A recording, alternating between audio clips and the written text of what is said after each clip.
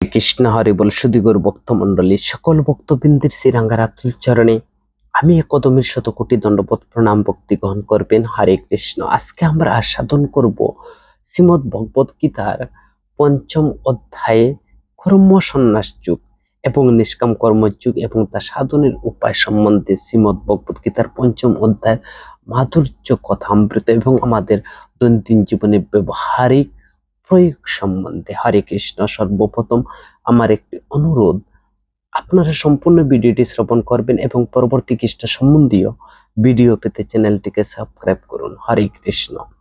তো পূর্ববর্তী অধ্যায়, চতুর্থ অধ্যায় এবং পঞ্চম অধ্যায়ের মধ্যে যুগসূত্র হচ্ছে দ্বিতীয় অধ্যায় আত্মা এবং জড় বন্ধনের আত্মার আবদ্ধ হওয়ার যে কারণ সম্পর্কিত প্রাথমিক জ্ঞান সহ তা থেকে মুক্ত হওয়ার পদ্ধতি হিসাবে বুদ্ধিযুগের কথা বলা হয়েছে। এরপর তৃতীয় অধ্যায়ে আত্মতত্ত্ব জ্ঞানলব্ধ অর্থাৎ জ্ঞানের স্তরে অধিষ্ঠিত ব্যক্তির যে কর্তব্য কর্ম থাকে না তা আলোচনা করা হয়েছে। চতুর্থ অধ্যায়ে ভগবান অর্জুনকে বলছেন যে সমস্ত যজ্ঞের পরিসমাপ্তি হয় জ্ঞানে। যার চতুর্থ অধ্যায়ের 41 নং শ্লোকে তিনি জ্ঞান এবং কর্ম সন্ন্যাস বা কর্মত্যাগের মাহাত্ম্য উল্লেখ করেছেন। 42 নং শ্লোকে চতুর্থ অধ্যায়ে তিনি অর্জুনকে পূর্ণ জ্ঞানে অধিষ্ঠিত হয়ে মোহমুক্ত হয়ে যুদ্ধ এবং নিষ্কাম কর্মযোগ করতে বলছেন। এই কারণেই বিভ্রান্ত হয়ে অর্জুন ভেবেছিলেন যে জ্ঞান যুগে সন্ন্যাস বলতে তো সব ধরনের কর্ম থেকে বিরত থাকা বোঝায়, কিন্তু শ্রীকৃষ্ণের নির্দেশ অনুসারে যদি ভক্তিযুক্ত হয়ে কর্ম করা হয় তবে কিভাবে কর্ম থেকে বিরত থাকা হলো, এই দিকটি বিবেচনা করার কারণেই অর্জুনের কাছে কর্মযোগ এবং কর্মত্যাগের বিষয়টি অসামঞ্জস্যপূর্ণ বলে মনে হয়েছিল। তবে অনুধাবন করতে হবে অর্জুনের সমস্যাটি কোথায়। জ্ঞানের স্তরে সম্পন্ন কর্মের কোনো ফল থাকে না, তাই তা অকর্মই। অর্জুন তা ভাবেননি।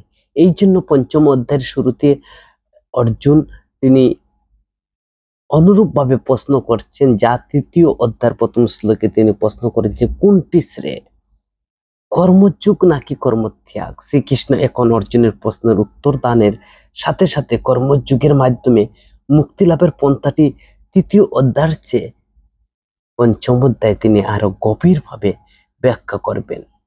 তো পঞ্চম অধ্যায়ের পার থেকে আমাদের ব্যবহারিক জীবনে যা প্রয়োগ করতে পারি, জ্ঞানের স্তরে অধিষ্ঠিত হয়ে যে কোনো ব্যক্তি জড়া প্রকৃতির সাথে তার অসঙ্গতি সমূহ বুঝতে পারে এবং তাই তিনি কর্মফলের প্রতি অনাসক্ত হয়ে কেবল পরিশুদ্ধির জন্য তিনি কর্ম করেন।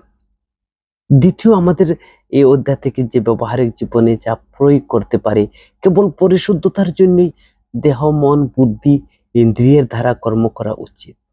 তাই কৃষ্ণ ভাবনায় যুক্ত হয়ে কর্ম সম্পাদন করলে এমনিতেই শুদ্ধতা আসে, কারণ তা করা হয় শ্রীকৃষ্ণের ইন্দ্রিয় তৃপ্তির মাধ্যমে বা ইন্দ্রিয় তৃপ্তির জন্য। ভক্তির রসামৃত গ্রন্থে বর্ণনা করা হয়েছে। তো অর্জুন প্রশ্ন করছেন কোন পন্থা শ্রেয় বা কল্যাণকর, কর্মযোগ নাকি কর্মসন্ন্যাস বা কর্মত্যাগ। তো আমরা তো উভয়কে স্থির গতিশীল আলো অন্ধকারের মতো পরস্পর বিরোধী মনে হচ্ছে, যা ভগবদ গীতার পঞ্চম অধ্যায়ের প্রথম প্রশ্ন ছিল অর্জুনের। অর্জুনের প্রশ্নের উত্তরে ভগবানের যা বলছেন তা জানার আগে আমরা একটু কর্মকাণ্ড কর্মযোগ কর্মত্যাগ সম্পর্কে জানার প্রয়াস করছি। কর্মকাণ্ড হচ্ছে জীবন যখন কর্মফলের ভোক্তা হয়ে কর্ম করে তখন তাকে বলে কর্মকাণ্ড। আর কর্মকাণ্ড বন্ধনের কারণ হয় কেবল কর্মকাণ্ড বা ক্রিয়ার দ্বারা ভগবানের সাথে জীবের যে যোগ বা সম্বন্ধ হয় না, বরং চিত্তকে অধিক বিক্ষিপ্ত করে, জীবকে জন্ম মৃত্যুর চক্রে নিপতিত করে, সদা সর্বদা অনিত্য দুঃখময় দেহ ধারণ করতে হয় এবং জীবন ব্যর্থতার পর্যবসিত হয়। এই জন্যে সকল শাস্ত্রে কর্মকাণ্ডকে বর্জনের কথা বলছেন। কর্মযুগ কাকে বলে? কিন্তু কর্মযুগ বা ক্রিয়ার যুগ থেকে ভগবানের প্রতি প্রীতির আভাস আরম্ভ হয়, তা থেকে ভক্তি যুগের কিন্তু সূচনা হয়। এই কর্মযুগ সাক্ষাৎ সম্বন্ধ জ্ঞান বা ভক্তির দ্বারা বা ভক্তির ধারও বলা হয়। এটি হচ্ছে ভবরোগের সার্থক চিকিৎসা। এই জন্য বেদ, পুরাণ, পঞ্চরাত্রিক আদি শাস্ত্রে জীবকে কর্মযোগ বা কর্ম অর্পণের উপদেশ দেওয়া হয়েছে। এটা হচ্ছে কর্মযোগ। আর কর্মত্যাগ কাকে বলে বা কর্ম সন্ন্যাস কি? যারা ভাবে যেহেতু কর্ম বন্ধন সৃষ্টি করে, কর্মই যেহেতু বন্ধন সৃষ্টি করে আমাদেরকে, তাই সব ধরনের কর্ম আমাদেরকে ত্যাগ করা উচিত। তাদের জন্য জানা উচিত যে কেবল স্বরূপগত বা শুদ্ধ শুক্ল বৈরাগ্য বা বন্ধন মুক্তির জন্য যে মোটেই যথেষ্ট নয়। নিষ্ক্রিয় হওয়ার চিত্তে দুষ্বশত কর্মত্যাগী সন্ন্যাসীর যে কোনো সময় বিষয়ভোগে জড়িয়ে পড়ার সম্ভাবনা থাকে, যার জন্য থাকে যে বমিবুজি হতে হয়। তো এই জন্যই আমরা জানলাম যে অর্জুনের প্রশ্নের উত্তরের আগে আমরা কর্মকাণ্ড কাকে বলে, কর্মযোগ কাকে বলে, কর্মত্যাগ কাকে বলে। জীব যখন কর্মফলের ভোক্তা হয়ে কর্ম করে তখন তাকে কর্মকাণ্ড বলে। কর্মযোগ বা ক্রিয়ার যুগ থেকে ভগবানের প্রতি প্রীতির আভাস আরম্ভ হয়, তখন তাকে কর্মযোগ বলে। আর কর্মত্যাগ হচ্ছে যারা ভাবে যেহেতু কর্ম বন্ধন সৃষ্টি করে, সব ধরনের কর্মই আমাদের ত্যাগ করা উচিত। তাদের জানা উচিত কেবল স্বরূপগত জ্ঞান বন্ধন মুক্তির জন্য যথেষ্ট নয়। নিষ্ক্রিয় হয়ে চিত্তের দুষ্বশত কর্মত্যাগী সন্ন্যাসীর যে কোনো সময় বিষয়ভোগে জড়িয়ে পড়ার সম্ভাবনা থাকে, তখন তাকে বলছেন কর্ম সন্ন্যাস যুগ। অর্জুনের প্রশ্নের উত্তরে ভগবান শ্রীকৃষ্ণ যা বলছেন তা শ্রবণ করুন। উভয় মঙ্গল হলে নিষ্কাম কর্মযোগ কর্মত্যাগ বা কর্ম সন্ন্যাস অপেক্ষা উত্তম। কারণ কর্ম সন্ন্যাস বা জ্ঞান মার্গ এই যুগ অনুশীলন করার অত্যন্ত কঠিন এবং ক্লেশকর। তদুপরি তিনি যোগী বা কর্ম ত্যাগের অবলম্বন যদি হয় ফল্গু বৈরাগ্য, তবে তার উন্নতি তো দূরের কথা, অধপতন নিশ্চিত। কারণ বাহ্য বৈরাগ্যের আবরণ থাকলে ভিতরের যে ফল্গু ধারা ন্যায় বিষয় আসক্তি বহমান তাকে কর্ম ত্যাগ করলেও মনে মনে সে বিষয় বুকে চলতে থাকে, তাই তার বৈরাগ্য বেশি দিন টিকে না, ভ্রষ্ট সে বিষয়ে প্রবৃত্ত হয়। কর্মযুগ হচ্ছে এই যুগ অনুশীলনের দ্বারা অধিক সহজ দ্বারা অচিরেই মুক্তি লাভ করা সম্ভব। শ্রীল রূপ গোস্বামী তিনি বৈরাগ্য সম্বন্ধে বলছেন ভক্তি রসামৃত গ্রন্থে যে এই জগতে কিছুর উপর কর্তৃত্ব বা মালিকানা মনোভাব না রেখে সবকিছু ভগবানের মনে করে ভগবানের সেবায় ব্যবহার করার মাধ্যমে আমরা যুক্ত বৈরাগ্যে যুক্ত থাকতে পারি, তাই শুদ্ধ জ্ঞানের উদয় হয়। আর নিত্য সন্ন্যাসী হচ্ছে যা ভগবদ গীতার পঞ্চম অধ্যায়ের 3য় নং শ্লোকে শ্রীকৃষ্ণ তিনি বলছেন যে ভগবান শ্রীকৃষ্ণের নিত্য সন্ন্যাসী বা যথার্থ সন্ন্যাসীর সংজ্ঞা তিনি 3 নং শ্লোকে দিয়েছেন এই পঞ্চম অধ্যায়। যিনি কর্ম বাসনা বা কর্মফলের প্রতি আকাঙ্ক্ষা দেশরহিত, তিনি নিত্য সন্ন্যাসী। এমন তিনি নির্দ্বন্দ্ব পুরুষ এবং পরম সুখী কর্ম বন্ধন থেকে মুক্তি লাভ করেন।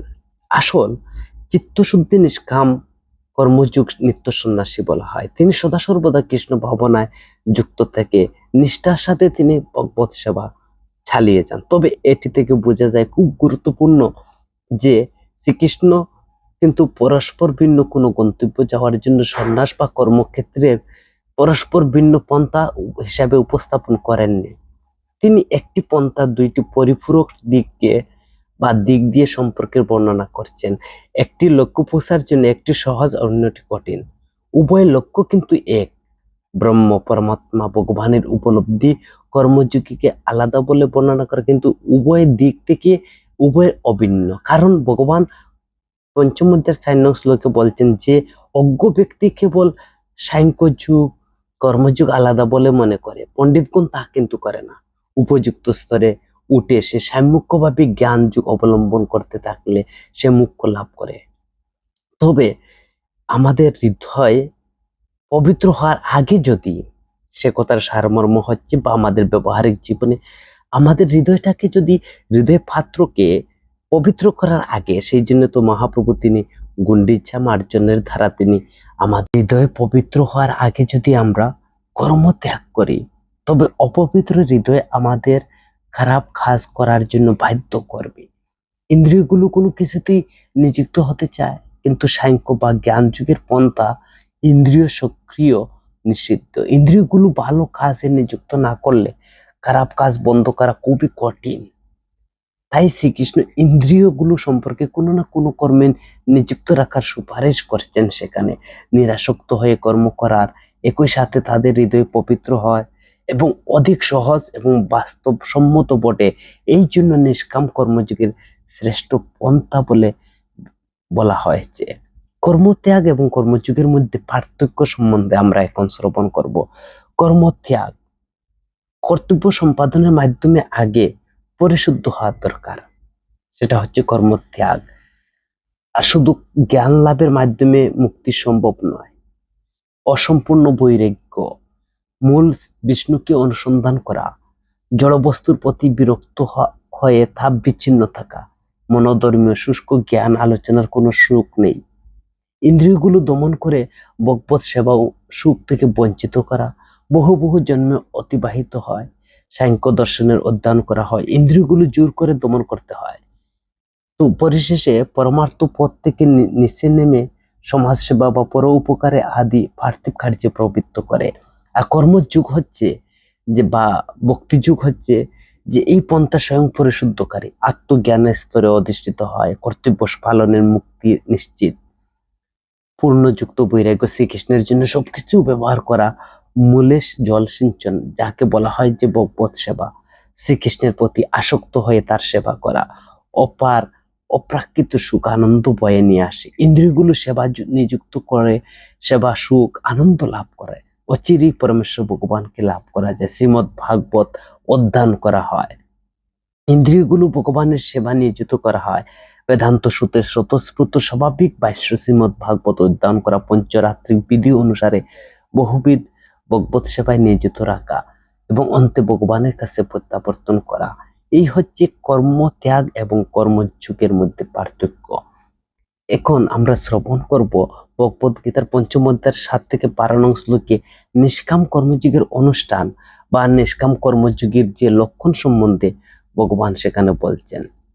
তো ভক্ত সকলকে ভগবানের নিত্য অবিচ্ছেদ্য অংশ রূপে দেখেন, তাই ভগবত সেবার মাধ্যমে তিনি মূলে জল সিঞ্চন করেন। ঠিক উদরে আহার দিলে সকল অঙ্গ প্রত্যঙ্গ পুষ্ট করার মতো এইভাবে সকল জীবের প্রকৃত সেবা সম্পন্ন বলে তিনি সকলের প্রিয় হন। জড়জাগতিক কার্যকলাপ বা কর্মকাণ্ড মানে ইন্দ্রিয়ের সাথে বিষয়ের সংযোগ, কিন্তু ভগবানের নিত্য সেবক যারা ভক্ত তারা সদা সর্বদা নিজের স্বরূপ অধিষ্ঠিত হয়ে ইন্দ্রিয়গুলো কৃষ্ণ সেবায় যুক্ত রাখেন। ইন্দ্রিয়ের দ্বারা ভগবানের সেবায় যুক্ত না হলে নিষ্ক্রিয় অবস্থা করলে বদ্ধ জীবাত্মা ভগবান থেকে বিচ্ছিন্ন দূরে অবস্থান করে। তো নিষ্কাম কর্মযোগীর মন ইন্দ্রিয় সম্পূর্ণরূপে নিয়ন্ত্রিত। তারা কিভাবে নিয়ন্ত্রিত?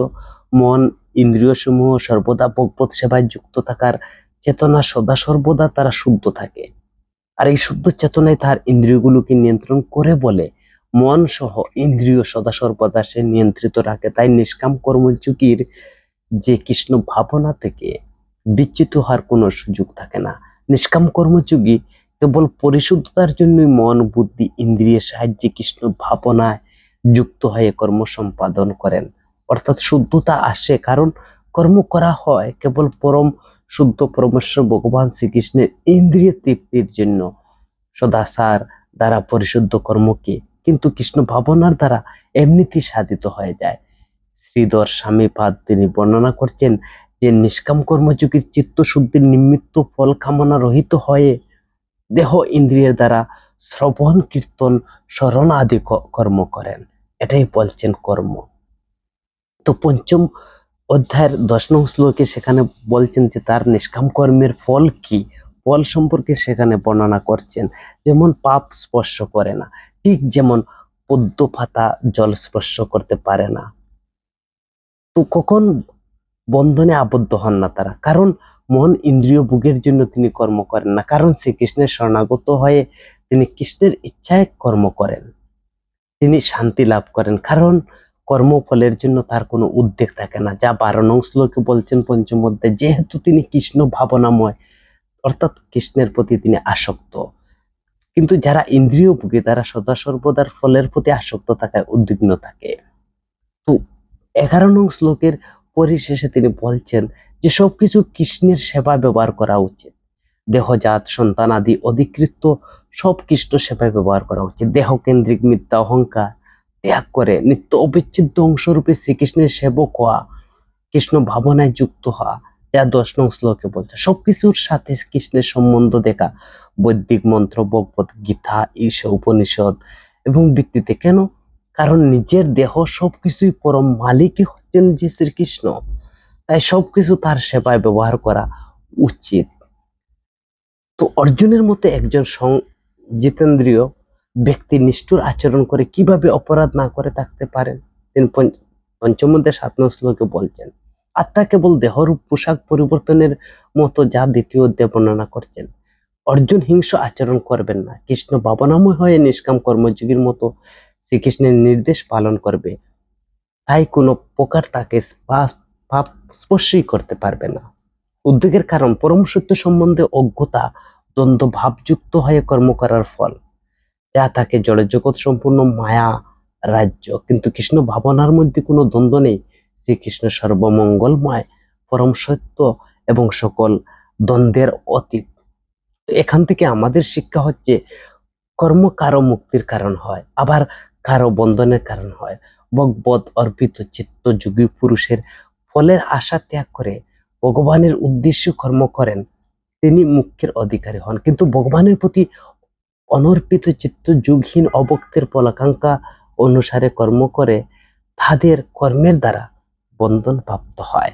পঞ্চম অধ্যায়ে কর্মের বিষয়ে আলোচনা করা হয়েছে। কর্মের বিষয়ে আলোচনা করতে হলে কর্মের কর্তা সম্বন্ধে আমাদের জানতে হবে।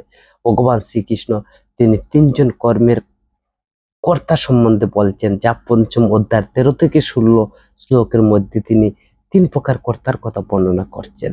জ্ঞান স্তরে অধিষ্ঠিত হয়ে বিবেকবান ব্যক্তিগণ, অর্থাৎ আত্মা নয়, দেহ কর্মের কর্তা। দেহে এই কর্ম স্বয়ংক্রিয়ভাবে সম্পাদিত হয় 3 গুণের দ্বারা। এই আলোচনার উদ্দেশ্য হচ্ছে যে দেহধারী জীবদের এই বিশ্বাস উৎপাদন করার জন্য তারা একমাত্র কর্তা নয়। জীবাত্মা নবধার বিশিষ্ট দেহ রূপ নগরীতে পরম সুখে বাস করে, কোনো কর্ম নিজেই করে না বা করায়ও না। যখন তা মনপ্রাণ বিশ্বাস করে, তখন সে তার প্রকৃতিকে নিয়ন্ত্রণ করে মানসিকভাবে সমস্ত কর্ম ত্যাগ করে। আত্মা দেহে স্থাপিত হলে নবদার বিশিষ্ট দেহ নগরীতে সে বাস করে। নবদার হলো 2টি চোখ, 2টি নাসারন্ধ্র, 2টি খান, 1টি মুখ, বায়ু এবং উপস্থ। আত্মার যে কোনো একটিতে বেছে নিতে পারে দেহগত নিয়মের অধীন হলে, এবং এর ঊর্ধ্বে সে উঠে যেতে পারে যদি সে চায়। জীবাত্মার দুঃখের কারণটা কি? জীব ভগবানের চিৎ শক্তি হওয়ার নিকৃষ্ট শক্তি জড় প্রকৃতির তুলনায় সে উৎকৃষ্ট, কিন্তু উৎকৃষ্টা প্রকৃতিকে ভুলে গিয়ে সে যখন জড় প্রকৃতির সাথে নিজেকে বিজড়িত করে, তখন তার দুঃখের আরম্ভ হয়।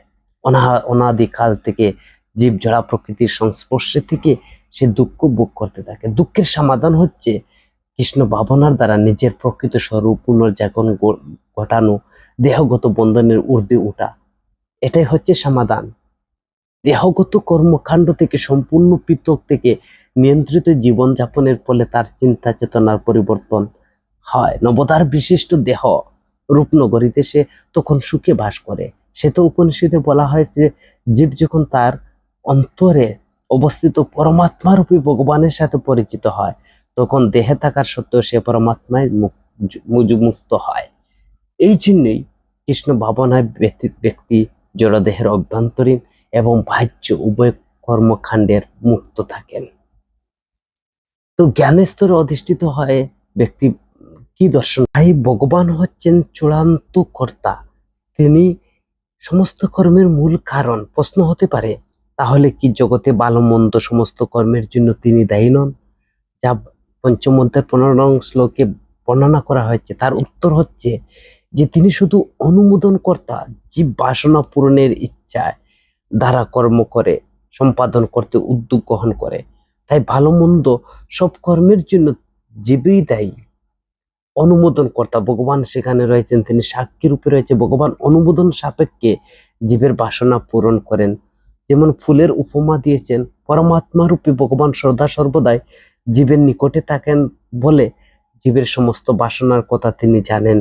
ঠিক যেমন ফুলের কাছে থাকলে আমরা তার ঘ্রাণ অনুভব করতে পারি, তেমনি ভগবান জীবের সব বাসনা পূরণ করেন না অবশ্যই, তবে তাদের কল্যাণ যোগ্যতার কথা ভেবে ভগবান তা পূরণ করেন।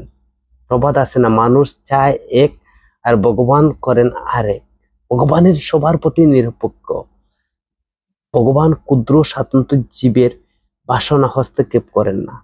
জীব যখন মোহগ্রস্ত হয়ে পড়ে তখন ভগবান তাকে বাসনা পূরণ করতে দেন, কিন্তু সে বিশেষ পরিস্থিতির জন্য ভগবান কখনো দায়ী নয়।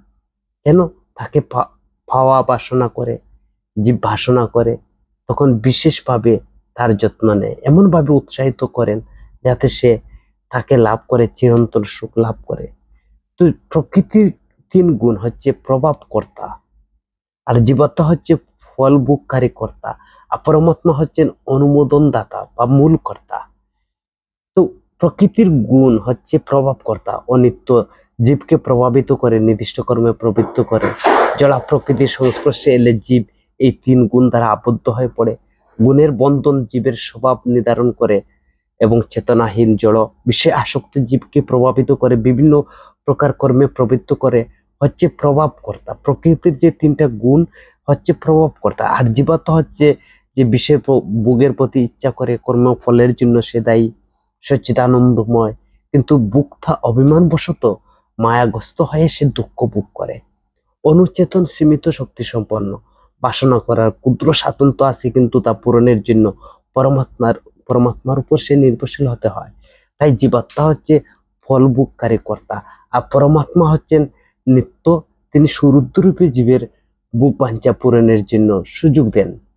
সচ্চিদানন্দময় ত্রিগুণা অতীত জীবের অনাদি কর্মফল ভোগের সুযোগ করে দেন। সকল দেহের গাতা তিনি বিভূচেতন, সর্বশক্তিময়, ইচ্ছাময়, পরম স্বতন্ত্র, স্বাধীন জীবের কর্মফলের সুযোগ অনুমোদন কর্তা, তিনি সাক্ষী রূপে সেখানে রয়েছেন। তো এই তিন কর্তা যথাক্রমে জড় প্রকৃতি তিন গুণ হচ্ছেন কর্তা, জীবাত্মা, পরমাত্মা জানতে হলে পারলে আমাদের যে কর্মের ফলের প্রতি নিরাসক্ত হওয়া যায়। তো এই তিনজন কর্তার কথা বর্ণনা করা হয়েছে। তো যথার্থ জ্ঞানের দুইটি ভাগ বর্ণনা করা হয়েছে। নিজেকে দেহ থেকে স্বতন্ত্র বলে জানা, এটি জানা যে জীব কখনো ভগবান হতে পারে না, কারণ জীবাত্মা পরমাত্মা গুণগত অভিন্ন হলে পরিমাণগত নিত্য ভিন্ন, এবং নিজের নিত্য স্বাতন্ত্র্য নিজেকে ভগবান বলে মনে করা, কিন্তু স্বরূপ উপলব্ধি করাই যথার্থ জ্ঞান, যা ভগবদ গীতার 2য় অধ্যায়ে 12 নং শ্লোকে বলছে। দুই প্রকার মোহ হয়, নিজে জড়দেহ বলে মনে করা, নিজেকে ভগবান বলে মনে করা। জীব তার দৃষ্টতা বশত নিজেকে ভগবান বলে মনে করে, তখন সে আসলে মায়ার চূড়ান্ত ফাঁদে পড়ে যায়। জীব যদি ভগবান হবে তবে কেন সে মায়াগ্রস্ত হবে? যদি সে মায়া শক্তি হওয়া সত্ত্বেও শক্তি মানে ভগবানের চেয়ে বেশি শক্তিশালী হলো, তাহলে কিভাবে সম্ভব? তো কিভাবে প্রকৃত জ্ঞান লাভ করা যায়? একজন সদ্গুরুর কাছে গিয়ে তার শিক্ষা লাভ করতে হবে। যদি ভগবত তত্ত্ব হওয়া তাকে ভগবান সম্মান করা হয়। তো জীবাত্মা প্রকৃতির তিন গুণের প্রভাবের সংস্পর্শে যথাযথ বুঝার মাধ্যমে জ্ঞান লোক লাভ হয়, আমাদের অজ্ঞানতা দূর হয়। যখন অজ্ঞানতা দূর হয় তখন জীবাত্মা পরমাত্মার আশ্রয় গ্রহণ করে। তো এই শ্লোক থেকে, এই তিন কর্তা থেকে আমাদের ব্যবহারিক জীবনে যা প্রয়োগ করতে পারি, যিনি পূর্ণ জ্ঞানের স্তরে অধিষ্ঠিত হয়ে পরমাত্মার আশ্রয় গ্রহণ করে, তিনি জড় বিষয়ের প্রতি সম্পূর্ণরূপে নিরপেক্ষ এবং দ্রুত মুক্তি লাভ করেন। মন ইন্দ্রিয় বেগ আমাদের আমৃত্যু সহ্য করতে হবে, কিন্তু শ্রীকৃষ্ণের চিন্তায় আমাদের চেতনা নিবন্ধ করতে থাকলে আমরা অনাহাসে তা সহ্য করতে পারি। কৃষ্ণ ছাড়া জগতের কোনো বিষয় যে স্থায়ী সুখ দিতে পারে না, এই বিশ্বাস আমাদের মন ইন্দ্রিয় সহ্য করতে হবে বা সহ্য করতে সাহায্য করবে। পরব্রহ্মের ধ্যান, জীবাত্মা তার দেহ থেকে আলাদা চিন্ময় বস্তু। মন এবং বুদ্ধি বিশ্বাসকে পরব্রহ্মে স্থির করার মাধ্যমে যে কেউ পূর্ণ জ্ঞান লাভ করার সমস্ত প্রকার কুলুষ থেকে সম্পূর্ণরূপে সে মুক্তি হবে। এইভাবে জীব সোজাসুজি সে মুক্তির পথে ধাবিত হয়। জীব সোজাসুজি কিভাবে মুক্তির পথে ধাবিত হয়? মন বুদ্ধি বিশ্বাস পরব্রহ্মের স্থিতি করার মাধ্যমে। তো পরম ব্রহ্ম কথাটির দ্বারা পরম সত্য বোঝায়, পরম বাস্তব শ্রীকৃষ্ণকে বোঝানো হয়েছে। সমগ্র ভগবদ গীতার একটি কথাই বলা হয়েছে, বারবার ঘোষণা করা হয়েছে, শ্রীকৃষ্ণই পরম ব্রহ্ম, পরমেশ্বর ভগবান, পরম তত্ত্ব, অর্থাৎ পরম ব্রহ্ম। তিনি তত্ত্ববিদগণের কাছে ব্রহ্ম, পরমাত্মা এবং ভগবান রূপে পরিজ্ঞাত ভগবান শ্রীকৃষ্ণই হচ্ছে পরম ব্রহ্মের শেষ কথা, যা ভগবদ গীতার 7ম অধ্যায়ের 7 নং শ্লোকে তিনি বলছেন। 14 অধ্যায়ের 27 নং শ্লোকে তিনি বলছেন, পরম ব্রহ্মের ধ্যান স্থির মানে হওয়া, পূর্ণ রূপে ভগবানের শরণাগত হওয়া, মন, বুদ্ধি, বিশ্বাস, আশ্রয় শ্রীকৃষ্ণকে অপূর্ণ সেবক বা অপূর্ণ পূর্বক সবকিছু চিন্ময় দৃষ্টিকোণ থেকে দেখার কারণে পরিশুদ্ধ জ্ঞান লাভ হয়। তো পরম ব্রহ্মের ধ্যানের স্থিতি আত্মতত্ত্বজ্ঞ মুক্ত ব্যক্তির লক্ষণ বলছেন। প্রধান লক্ষণ হচ্ছে তিনি মিথ্যা দেহাত্ম বুদ্ধির দ্বারা কখনো বিমোহিত হন না, তিনি আসক্তি এবং বিরক্তি রহিত এবং স্থিতপ্রজ্ঞ। যিনি দেহ নন, তিনি দেহ নন, পরমেশ্বর ভগবানের ক্ষুদ্রাতীত ক্ষুদ্র অংশে, এই জ্ঞানে তিনি স্থিতপ্রজ্ঞ। মোহমুক্ত, দেহকে নিজের স্বরূপ অর্থাৎ আত্মা নিত্য বলে কখনো ভুল করবেন না, তিনি মোহমুক্ত। সমদর্শী, আত্মজ্ঞ মুক্ত ব্যক্তিগণ সবকিছুতেই সমদৃষ্টিতে ভগবানের দর্শন করে, সমবৃত্তিতে ভগবানের মতো নিরপেক্ষ নির্দোষ। কারণ চিন্ময় স্তরে অধিষ্ঠিত হওয়ার ফলে তিনি সব ধরনের আসক্তি থেকে মুক্ত, আর এই বৈশিষ্ট্যই তার চিন্ময় জগতে প্রবেশের যোগ্যতা। তো জ্ঞানীগণ ইন্দ্রিয়জাত জড়সুখের প্রতি অনুরক্ত হন না, কারণ জড়সুখ দুঃখের কারণ। ইন্দ্রিয়, যা পঞ্চম অধ্যায়ে বর্ণনা করা হয়েছে, ইন্দ্রিয়ের সাথে বিষয়ের সংযোগে যে জড়সুখের অনুভূতি, তা আদি এবং অন্ত বিশিষ্ট বলে দুঃখের কারণ হয়। তাই আত্মতত্ত্বগণ বা মুক্ত আত্মাগণ কখনো জড়সুখের প্রতি তারা আকৃষ্ট হন না, বা কারণ তিনি সীমাহীন চিন্ময় সুখ লাভ করে। পদ্মপুরাণে বলা হয়েছে যে রমন্তে যোগিন, যোগীর পরম তত্ত্বে রমণ করেন এবং অনন্ত আনন্দ আস্বাদন করেন। ভাগবতে 5ম স্কন্ধের 5ম অধ্যায়ের 1 নং শ্লোকে বলছেন যে ঋষভদেবের শিক্ষা, যে বিষ্ঠা বুঝিয়ে শুকরের মতো মানুষের জীবন ইন্দ্রিয় ভোগের উপর জন্য কঠোর পরিশ্রম করে কাটানো উচিত নয়। মনুষ্য জীবনের তপস্যা ভগবানের সেবা করা এবং সীমাহীন চিন্ময় সুখ লাভ করা। তাই যোগীর কর্তব্য হচ্ছে জড় ইন্দ্রিয় বেগ সহ্য করে, কাম কুদকে বশ করে প্রাণপণে চেষ্টা করা এবং পরমার্থ উপলব্ধির আনন্দ, উচ্চতর স্বাদ গ্রহণ করতে হবে।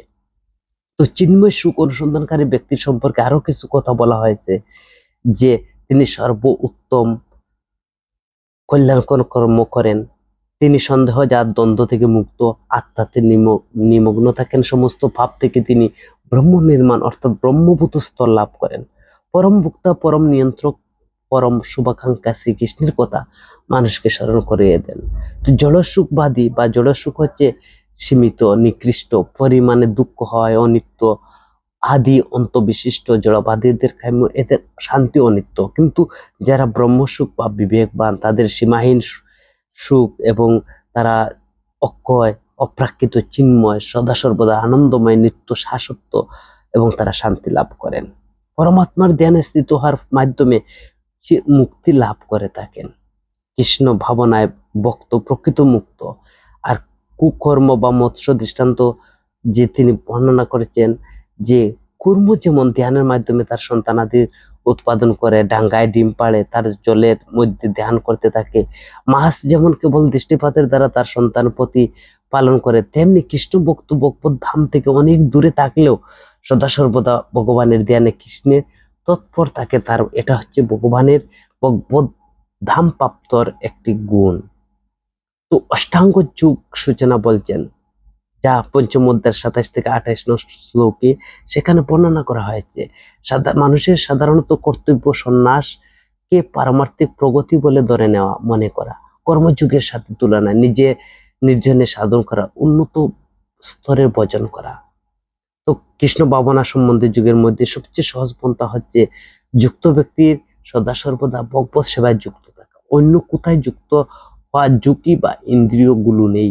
সুতরাং ইন্দ্রিয় নিয়ন্ত্রণের ক্ষেত্রে অষ্টাঙ্গ যুগের চেয়ে অনেক সহজ উত্তম পন্থা কৃষ্ণ ভাবনায় অনুশীলনের স্বরূপগত জ্ঞান, ভক্তিযুক্ত ভগবত সেবার দ্বারা ভগবানকে জানা যায়, সর্বদা ভগবানের উপস্থিতি অনুভব করে যোগ্যতা লাভ করা। এটা হচ্ছে প্রকৃত ব্রহ্মস্তত্ত্ব। তো শান্তি লাভের সূত্র বলছেন, যা 5ম অধ্যায়ের 29 নং শ্লোকে বর্ণনা করছেন কিভাবে শান্তি লাভ হয়। শ্রীকৃষ্ণ অর্জুনকে বলছেন, অর্জুন থাকে সমস্ত সুখের অধীশ্বর জেনে অধীনে কর্ম করলে যুদ্ধক্ষেত্রে তিনি শান্তি লাভ করবেন, যা পঞ্চম অধ্যায়ের 29 নং শ্লোকে সেখানে বর্ণনা করছেন। কারণ এই যুগ অবলম্বন করে সমাধিস্থ আত্মদর্শন করার ফল, ভক্তি সহকারে পরমাত্মার আরাধনা করার ফলে যোগী মুখ্য লাভ করেন। তিনি জানতে পারেন পরমেশ্বর ভগবান বুক্তারম যোগ্য তপস্যাম, একমাত্র বুক্তা সম্বন্ধে তিনি তপস্যার মঙ্গলপ্রদ সর্বলোক মহেশ্বর, সমস্ত গ্রহলোকে দেবতাদের অধীশ্বর, সেটা উপনিষদে বর্ণনা করা রয়েছে। ষষ্ঠ অধ্যায় 7 নং শ্লোকে বলছেন শ্রীকৃষ্ণ পরমেশ্বর ভগবান বদ্ধজীব মায়াগ্রস্ত হয়ে জড়জগতের উপর প্রভুত্ব করার চেষ্টা করে। ভগবান হচ্ছেন সুরুদ্ধ সর্বভূতানাম, সকল জীবের মঙ্গল বিধান করে পরম সুরুদ্ধ।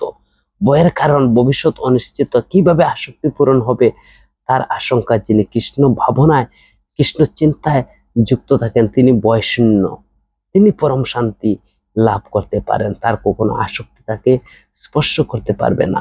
29 নং শ্লোকের যে কৃষ্ণ ভাবনার অনুপম অবস্থা সেখানে বর্ণনা করা হয়েছে। পঞ্চম অধ্যায় থেকে আমাদের ব্যবহারিক জীবনে যা প্রয়োগ করতে পারি, যাকে সাধারণত কর্মযোগ বলা হয়, এখানে সাম্যকভাবে ব্যাখ্যা করা হয়েছে কিভাবে কর্মযোগ অনুশীলনের মাধ্যমে মুক্তি লাভ করা যায়। কৃষ্ণ ভাবনায় যুক্ত হয়ে কর্ম সম্পাদন করা মানে শ্রীকৃষ্ণের পরমেশ্বর সম্বন্ধে পূর্ণ জ্ঞান অর্জনগুলোকে কর্ম সম্পাদন করা, যেখানে কর্মযোগ জ্ঞান যুগ একই সাথে সম্পাদিত হয়। পূর্ণ কৃষ্ণ ভাবনা স্তরে মানেই সাক্ষাৎ ভক্তিযুগ, এবং জ্ঞান যুগ হলো ভক্তিযুগ উন্নত হওয়ার পন্থা বিশেষ। জড়জগতে জীবের চিন্ময় রস আস্বাদনের অভিজ্ঞতা। জীব যতদিন জড়জগতে থাকবে ততদিন তাকে জাগতিক প্রয়োজন অনুসারে কর্তব্য কর্ম পালন করতে হবে, কিন্তু জড়া প্রকৃতির গণ্ডির মধ্যে অবস্থান করলেও কৃষ্ণ ভাবনায় জীবকে চিন্ময় জীবন দান করে থাকে। ভগবান কারো প্রতি পক্ষপাতিত্ব করেন না, বরং প্রত্যেকের মনোভাব অনুযায়ী সবার সাথে তিনি ভাব বিনিময় করে থাকেন। তিনি ভাবগ্রাহী জনার্দন। কৃষ্ণ ভাবনায় যত উন্নতি সাধিত হয়, তাই মায়া থেকে তত মুক্ত হওয়া যায়। নির্ভর করে কৃষ্ণ ভাবনার কোনো ব্যক্তি ব্যবহারিক কার্য সম্পাদনের উপর। কর্তব্য ইন্দ্রিয় নিয়ন্ত্রণ, কাম ক্রোধ দমনের জন্য সহায়ক। দেহগত বিকারসমূহ নিয়ন্ত্রণ পূর্বক কৃষ্ণ ভাবনায় দৃঢ়নিষ্ঠ হলে জীব ব্রহ্ম নির্মাণ বা চিন্ময় স্তর লাভ করতে পারে। অষ্টাঙ্গ যুগ হলো 8টি ধাপের মধ্যে দিয়ে ক্রম উন্নতি লাভ করা। কৃষ্ণ ভাবনা এমনিতেই অষ্টযুগে সাধিত হয়, যেহেতু তাদের জীবের পরম উদ্দেশ্য সাধিত হয়। জীবনে পরম সিদ্ধি হিসাবে একমাত্র কৃষ্ণ ভাবনায় ভক্তিযোগী মানুষের একমাত্র শান্তি। এ অধ্যায় থেকে আমরা এই যে কৃষ্ণ ভাবনার অনুপম তত্ত্ব বা জ্ঞান প্রদান করেছেন ভগবান শ্রীকৃষ্ণ। হরে কৃষ্ণ।